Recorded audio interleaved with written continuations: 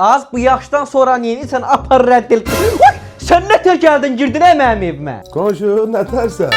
Da mən də bu evin bir sakiniyəm də, bax zapas qaçarını çıxartmışam. Allah, qələt eləyirəm. Hələ mən belə stilizəlik görməmişəm. Sən mənim evimin zapaskasını çıxartdırmısan, açar. Hə. Az insanlar sırtılı onsuz da. Ay qonşu, kimlə danışırsan? Hessaday Bəhruz, qohumumla danışıram kətdən. Deyir bir dənə sırtıq qonşumuz var.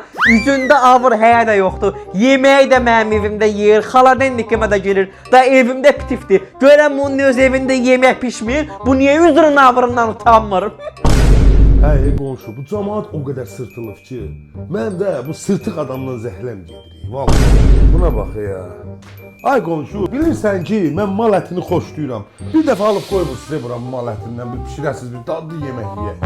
Ay, bura bax, heşma doğulduğum evdə dədəm, ərə gəldiyim evdə də ərim prikaz verməyib ha. Sən mənim ərim deyirsən, xala deyir ki, ət alıb qoymusan, ət pişirəm. Yer öz evində boğmalanla, gələn mənim evimdə qormutdanasan, mənim evimdə boğmalanasan, redd ol belə.